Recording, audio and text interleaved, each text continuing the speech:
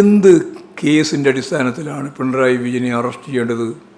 നരേന്ദ്രമോദിയോടും രാഹുൽ ഗാന്ധിയോടുമുള്ള എൻ്റെ ചോദ്യം അതാണ്. എന്ത് കേസ്? ഏത് കേസാ?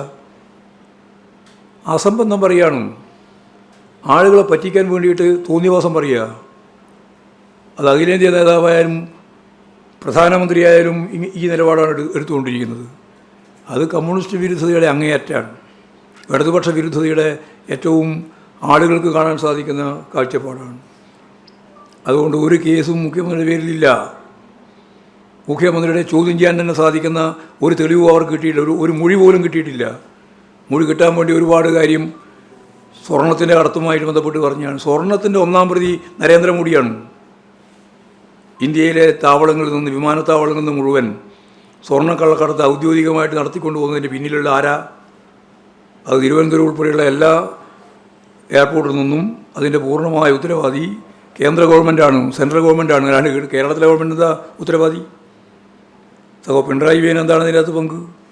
ഒരു പങ്കുമില്ല എന്ന് മനസ്സിലായപ്പോൾ എന്ത് തോന്നിയാസവും പറയുക. ഇലക്ഷൻ്റെ ഭാഗമായിട്ട് വോട്ട് കിട്ടാനെന്നുള്ള നിലപാട് നരേന്ദ്രമോദി ഒരു ഭാഗത്തെടുക്കുന്നു. അതിൻ്റെ ജൂനിയർ പങ്കാളിയായി രാഹുൽ ഗാന്ധി എന്ന കോൺഗ്രസ് നേതാവും എടുക്കുന്നു. ഇവിടെയുള്ള വി.ഡി. സതീശനും കോൺഗ്രസ് നേതാക്കന്മാർ പണ്ടേ പറഞ്ഞുകൊണ്ടിരിക്കുന്നത് അത് ഞങ്ങൾക്കൊരു ഗൗരവത്തിൽ ഞാൻ എടുത്തിട്ടേ ഇല്ല. പക്ഷേ അഖിലേന്ത്യാ അടിസ്ഥാനത്തിലുള്ള നേതാവ് വന്നിട്ട് ഇവിടെ കേരളത്തിൽ ഇത്തരത്തിൽ നരേന്ദ്രമോദി പറഞ്ഞതിൻ്റെ തുടർച്ചയായി അതിനോടൊപ്പം ചേർന്ന് RSSൻ്റെയും BJPയുടെയും നിലപാട് ഉയർത്തിപ്പിടിക്കുന്ന സമീപനം കോൺഗ്രസിൻ്റെ ഭാഗത്തുണ്ടായത് ഇത് അഖിലേന്ത്യാ നിലപാടാണോ എന്ന് തീർച്ചയായിട്ടും പറയേണ്ടി വരും. ആ കാര്യം ഞങ്ങൾ രാഹുൽ ഗാന്ധിയുടെയും അതുപോലെ തന്നെ ഈ ഇന്ത്യൻ പ്രധാനമന്ത്രിയുടെ നിലപാട്, ഇന്ത്യൻ പ്രധാനമന്ത്രിക്ക് എത്ര ചീപ്പായി പോയി. ഒരു പ്രധാനമന്ത്രിയെ പറ്റിയൊന്നും ഇങ്ങനെ പറയാൻ പാടില്ല. പക്ഷേ എന്താ ചെയ്യുക? ഇലക്ട്രിക് ബോണ്ടുമായിട്ട് ബന്ധപ്പെട്ട് സുപ്രീം കോടതിയുടെ കൃത്യമായ നിലപാട് പുറത്തു വന്നപ്പോൾ എന്താണ്ടായേ? അത് യഥാർത്ഥത്തിൽ ഇന്ത്യൻ സമൂഹത്തിൻ്റെ മുമ്പിൽ വിവസ്ത്രധാരിയായിട്ട് BJP മാറി. ഒരു വസ്ത്രമില്ല. അതുവരെ പറഞ്ഞുകൊണ്ടിരുന്നത് ഞങ്ങൾ അഴിമതിക്ക് എതിരാണെന്നാണ്. 8,500 കോടി ഉറുപ്പികയാണ് പേരും കള്ളന്മാരോട് വാങ്ങിയത്. ഞാനിപ്പോൾ ഓരോന്നോടൊന്നും പറയുന്നില്ല. ഒരു കാര്യം ഞാൻ പറയാം, അത് കോൺഗ്രസിൻ്റെ ഏറ്റവും പ്രധാനപ്പെട്ട ഒരു കുടുംബം, ആ കുടുംബത്തിലെ ഏറ്റവും പ്രധാനപ്പെട്ട ഒരാളെ കേസിൽപ്പെടുത്തിയാണോ അല്ല കേസിലുണ്ടോ എന്ന് നമുക്ക് പറയാൻ പറ്റില്ല. പക്ഷെ വലിയ വാർത്ത വന്നിയാണ്. അതിൽ കഴമ്പുണ്ട് എന്നാണ് ഇപ്പോൾ അവസാനം മനസ്സിലാകുന്നത്. എന്താ കാര്യം? ആ കേസിൽ നിന്ന് രക്ഷപ്പെടാൻ കോൺഗ്രസ് കുടുംബാംഗം നൽകിയിട്ടുള്ള, ആ കമ്പനി നൽകിയിട്ടുള്ള സംഖ്യ 170 കോടിയാണ്. യാതൊരു പ്രയാസമില്ലാതെ കോൺഗ്രസ് BJPക്ക് ഇലക്ട്രൽ ബോണ്ട് കൊടുത്തു 170. യാതൊരു നാണോ മാനവും ഇല്ലാതെ ആ 170 കോടിയും വാങ്ങുകയും ചെയ്തു BJP. ഇതെന്തൊരു പാർട്ടികളാണ്! എന്നിട്ട് പുറത്തൊക്കെ പറഞ്ഞുകൊണ്ടിരിക്കുന്നതൊക്കെ ഭയങ്കര ആവേശമാണ്. രണ്ടും ഈ കാര്യത്തിൽ നമ്മൾ കണ്ടില്ലേ. ഇതുപോലെ ആളുകളെ പിടിക്കാൻ വേണ്ടിയിട്ട് എന്തും ചെയ്യും. രാഷ്ട്രീയം മാറ്റാൻ വേണ്ടിയിട്ട് ഗുണ്ടാപ്പണി എടുക്കുന്നതും EDയും അതുപോലെ തന്നെ IT ഒക്കെ തന്നെയാണ്. സ്വതന്ത്ര ഈ ഏജൻസികളാണ്, സെൻട്രൽ ഏജൻസികൾ. ഇപ്പോൾ കോൺഗ്രസ്സിലുള്ള ആളുകളെ BJPയിലേക്ക് കൊണ്ടുപോകാൻ പണത്തോടൊപ്പം ഇതും കൊണ്ട് ഉപയോഗിക്കുന്നുണ്ട്. ഇപ്പോൾ അശോക് ചൗഹാൻ അങ്ങനെയല്ലേ കൊണ്ടുപോയത്? അദ്ദേഹം കരഞ്ഞുകൊണ്ട് പറഞ്ഞ് ഞാൻ പറഞ്ഞില്ലേ, ഞങ്ങൾക്ക് ഒരു വഴിയേ ഉള്ളൂ, ഒന്നുകിൽ BJP ചേരുക അല്ലെങ്കിൽ ജയിലിൽ പോവുക. ജയിലിൽ പോകാൻ എനിക്കാവില്ല, പോവുകയാണെന്ന് രാഹുൽ ഗാന്ധിയോട് തന്നെ പറഞ്ഞു എന്നാണ് രാഹുൽ ഗാന്ധി പറഞ്ഞത്. ഇതാണ് കോൺഗ്രസിൻ്റെ ഒരു സംസ്കാരം. അതാണ് ഇടതുപക്ഷ ജനാധിപത്യ മുന്നണിയെയും ഭരിക്കുന്നത് എന്ന ഒരു തെറ്റിദ്ധാരണ ഇവർക്കാർക്കും വേണ്ട. കേരളത്തിൽ മാത്രമല്ല, അഖിലേന്ത്യാ അടിസ്ഥാനത്തിലും വേണ്ട. ഇതിനെല്ലാം എതിരായിട്ട് ഫൈറ്റ് ചെയ്തിട്ടാണ് അടിയന്തരാവസ്ഥ ഉൾപ്പെടെയുള്ള മേഖലയിൽ ഞങ്ങളെല്ലാം മുന്നോട്ടേക്ക് വന്നിട്ടുള്ളത്. അതുകൊണ്ട് ഈ ഓലപ്പാമ്പ് കാണിച്ചിട്ടൊന്നും ഭയപ്പെടുത്താൻ നടക്കേണ്ടിയില്ല. രാഷ്ട്രീയം പറയാൻ പഠിക്കണം. രാഷ്ട്രീയം ഇല്ലാതെ വ്യക്തിപരമായി കാര്യങ്ങൾ അവതരിപ്പിച്ച് ശുദ്ധ അസംബന്ധങ്ങൾ എഴുന്നള്ളിക്കുന്ന നിലപാടാണ് അഖിലേന്ത്യാ നേതൃത്വത്തിൻ്റെ ഭാഗമായിട്ട് ഇന്ത്യ രാജ്യത്തിൻ്റെ പ്രധാനമന്ത്രിയും അതുപോലെ തന്നെ ഈ പറയുന്ന രാഹുൽ ഗാന്ധിയും എടുക്കുന്നത്. സുപ്രീം കോടതിയോട് അദ്ദേഹത്തിൻ്റെ നിലപാടെന്തായിരുന്നു? ഇന്ത്യൻ പ്രധാനമന്ത്രിയുടെ ഞാൻ ഓരോ പ്രത്യേകത വെച്ചുകൊണ്ട് ഞാൻ പറയുക. അദ്ദേഹം സാക്ഷാൽ ശ്രീകൃഷ്ണൻ, അദ്ദേഹത്തിൻ്റെ സതീതനായിട്ടുള്ള കുചേലൻ ഭാര്യ കൊടുത്ത അവിൽപ്പൊതിയുമായി കാണാൻ പോയപ്പോൾ ആ അവിൽപ്പൊതി ശ്രീകൃഷ്ണൻ വാങ്ങിയാൽ ഈ കോടതി കൈക്കൂലി വാങ്ങി എന്ന് പറഞ്ഞ് കേസെടുക്കൂലെന്നാണ് ഇലക്ട്രൽ ബോണ്ടിൻ്റെ മേലെയുള്ള പ്രകോപനമാണ്. തനി താഴെയുള്ള ഒരു RSകാരൻ്റെ നിലപാടല്ലേ ഇത്?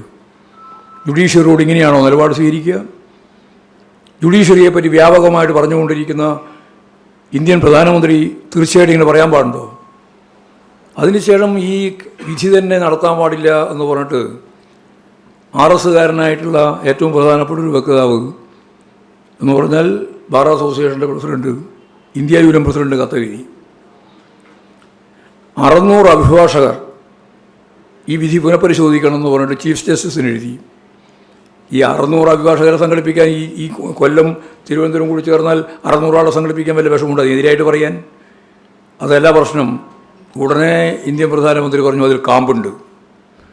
ഇലക്ട്രൽ ബോണ്ടിൻ്റെ ഭരണഘടനാ വിരുദ്ധത ചൂണ്ടിക്കാണിച്ച് അത് ക്യാൻസലാക്കിയത് ശരിയല്ല എന്ന് പറഞ്ഞ 600 വക്കീലന്മാരുടെ കത്തിൽ കാമ്പുണ്ട് എന്ന് ഇന്ത്യൻ പ്രധാനമന്ത്രി പറയാണ്. അപ്പോൾ എന്താ റേഞ്ച്? ഇന്ത്യൻ പ്രധാനമന്ത്രിയുടെ റേഞ്ച് എന്താ? ഗൗരവപൂർണമായ പരിശോധന വേണമെന്നാണ് എൻ്റെ അഭിപ്രായം. കാരണം തോക്കാൻ പോകുമ്പോൾ എന്തും പറയും, പ്രകോപനപരമായിട്ട് ഓരോന്നിനെയും കാണും. അതാണ് കോടതിയെ സംബന്ധിച്ച് പറഞ്ഞിട്ടുള്ള അദ്ദേഹത്തിൻ്റെ അഭിപ്രായം, വിധിയെപ്പറ്റി പറഞ്ഞിട്ടുള്ള അദ്ദേഹത്തിൻ്റെ അഭിപ്രായം. അപ്പോൾ ഇതെല്ലാം ശക്തിയായിട്ട് എതിർക്കപ്പെടേണ്ടുന്ന കാര്യമാണെന്ന കാര്യത്തിൽ എനിക്ക് യാതൊരു സംശയമില്ല. ഇവർക്കൊന്നും വസ്തുതാപരമായിട്ട് ഒരു കാര്യവും പറയാൻ സാധിക്കുന്നില്ല.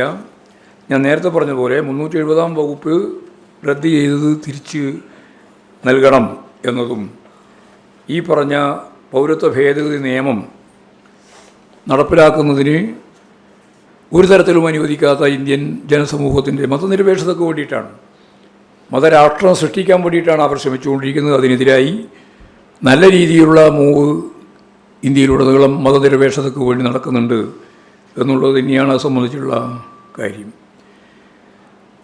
വളരെ പ്രധാനപ്പെട്ട മറ്റൊരു കാര്യം, ഈ കോൺഗ്രസിൻ്റെ വർഗീയ നിലപാട് എങ്ങനെ പച്ചയായിട്ട് RSSൻ്റെയും BJPയുടെയും നിലപാട് പോലെ തന്നെയാവുന്നു എന്നുള്ളത് തെലങ്കാനയിലെ അനുഭവമാണ് നമ്മളെ പാഠം പഠിപ്പിക്കുന്നത്.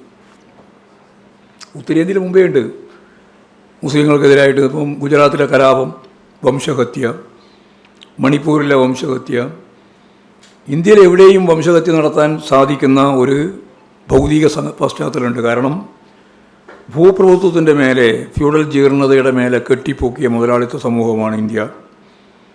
അതുകൊണ്ട് അന്ധവിശ്വാസം, ജാതീയമായ പിന്നോക്കാവസ്ഥ, അതുപോലെ തന്നെ ശാസ്ത്രവിരുദ്ധമായ നിലപാട്, ചരിത്രവിരുദ്ധമായ നിലപാടുകൾ, ഇതെല്ലാം നല്ലതുപോലെ ഏശുന്ന ഒരു നാടാണ് ഇന്ത്യ. അത് ഇന്ത്യയിലെ ഏതെങ്കിലും സംസ്ഥാനം ഒഴിവാണെന്ന് ഞാൻ പറയുന്നില്ല. അതിശക്തിയായിട്ടുള്ള ശാസ്ത്രബോധത്തെ അടിസ്ഥാനപ്പെടുത്തിയിട്ടുള്ള നല്ല ക്യാമ്പയിൻ രാജ്യം മുഴുവൻ നടക്കാതിരുന്നത് ഫ്യൂഡൽ ജീർണതയ്ക്കെതിരായി ജനാധിപത്യ വിപ്ലവം, ബൂർഷ്വാ ജനാധിപത്യ വിപ്ലവം പോലും നടക്കാത്ത രാജ്യമാണ് ഇന്ത്യ എന്നുള്ളതുകൊണ്ടാണ് 47 ആഗസ്റ്റ് 15 ശേഷം ഇവിടെ അവരുമായി സന്ധിയായത്. അതിൻ്റെ ഭാഗമായിട്ട് ദുരന്തമാണ് ഇപ്പോൾ കാണുന്നത്.